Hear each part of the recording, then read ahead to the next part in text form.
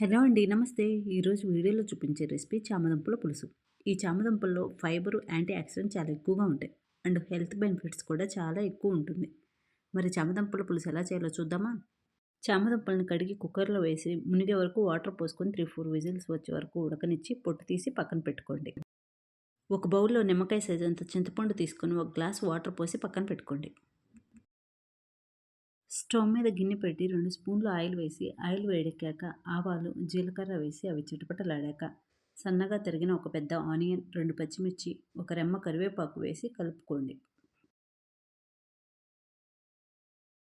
Onions ఇలా ట్రాన్స్పరెంట్‌గా వచ్చిన తర్వాత జింజర్ గార్లిక్ పేస్ట్ వేసి పచ్చివాసన పోయేంత వరకు వేగనివ్వండి.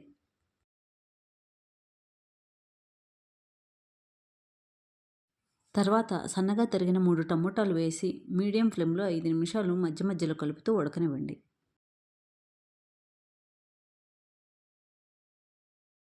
టమోటోలు ఇలా మెత్తగా ఉడికాక హాఫ్ టీ స్పూన్ పసుపు, రుచికి సరిపడా ఉప్పు, హాఫ్ టీ స్పూన్ కారం, హాఫ్ టీ స్పూన్ ధనియాల పొడి వేసి కలుపుతూ ఒక్క నిమిషం మసాలాలు వేగనివ్వండి. ఇప్పుడు ఉడికించి పొట్టు తీసుకున్న చామదుంపలను యాడ్ చేయండి. నేను దుంపలు పెద్దగా ఉన్నాయని కట్ చేశాను. దుంపలు చిన్నగా ఉంటే అలాగే వేసేయండి. దుంపలకు గ్రేవీ అంతా పట్టేలా కలిపి 2 నిమిషాలు ఉడకనివ్వండి. ముందుగా నానబెట్టిన చింతపండు పులుసు వేసుకొని ఒక గ్లాస్ నీళ్లు పోసుకోండి. ఇప్పుడు చిన్న బెల్లం ముక్క వేసుకోండి. బెల్లం వేసుకుంటే వేసుకోండి, లేకపోతే లేదు, అది ఆప్షను. బెల్లం వేస్తే టేస్ట్ డిఫరెంట్‌గా ట్యాంగీ ఫ్లేవర్ వస్తూ బావుంటుంది.